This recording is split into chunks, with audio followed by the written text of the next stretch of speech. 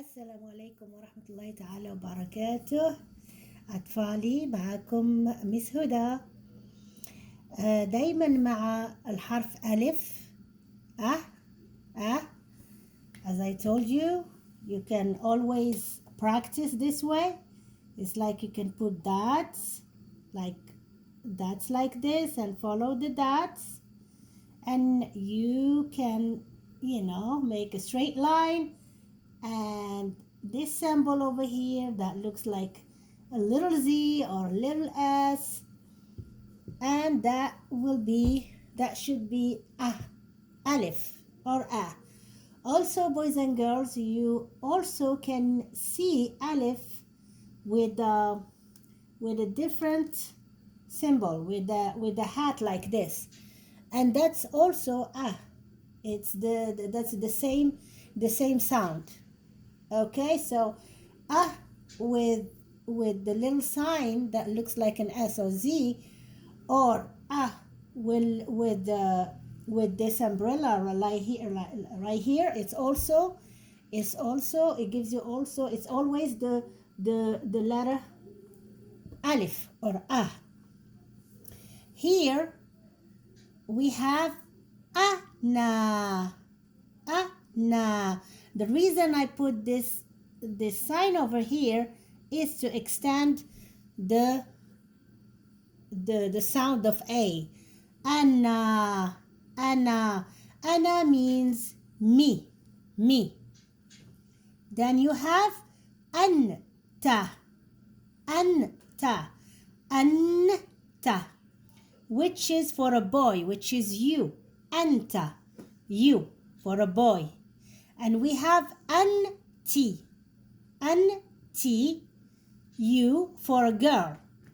Okay, so ana, as you see here, the alif, ma'ana with the na, but here we should focus on the letter alif, because that's the one we're learning about today. And even yesterday. Maybe we're gonna carry on until like 2 or 3 lessons about the harf alif, about the letter alif. So ana, see, me. Anta means you, for a boy. When we are talking to a boy, you.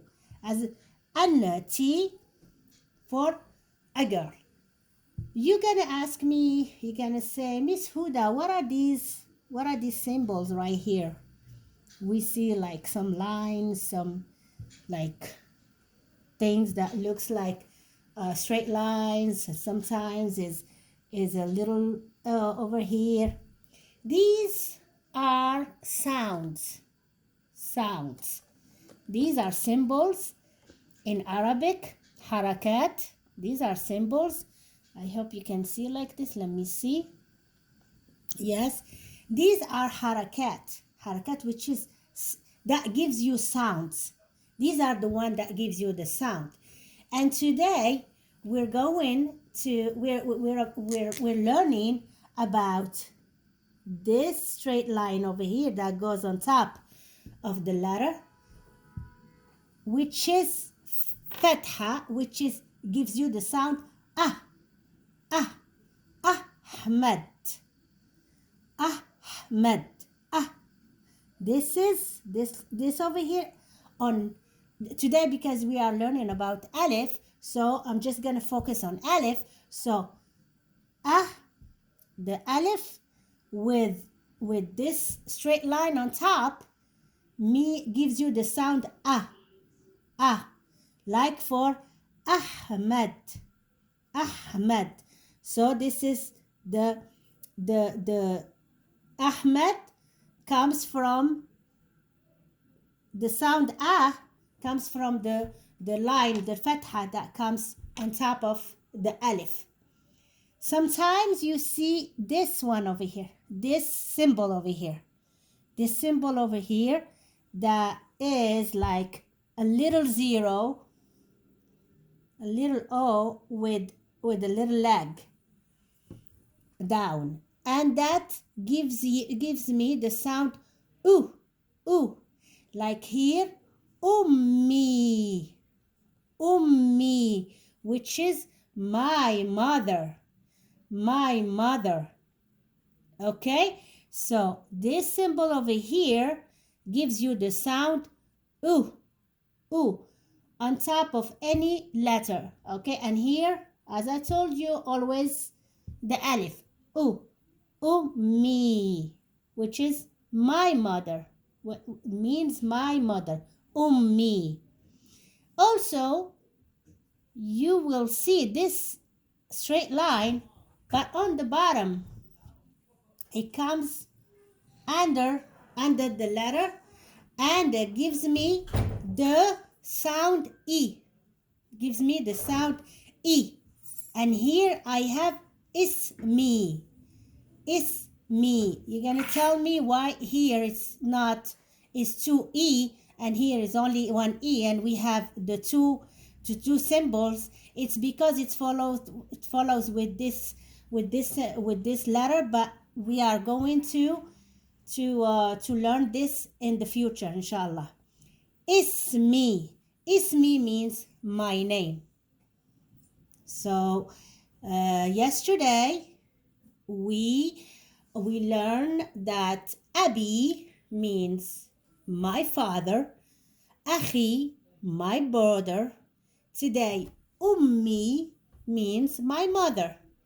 So the sound, the letter alif is in ummi, my mother, abi, my father, ukhti, my sister, akhi, my brother. And I don't think that I give you ukhti, since we're talking about the dhamma, the sound oo. Now I can replace ummi with ukhti, which is my sister. See here, alif always. We have here the alif, alif, and this is the symbol u. Ukhti, ukhti, like this.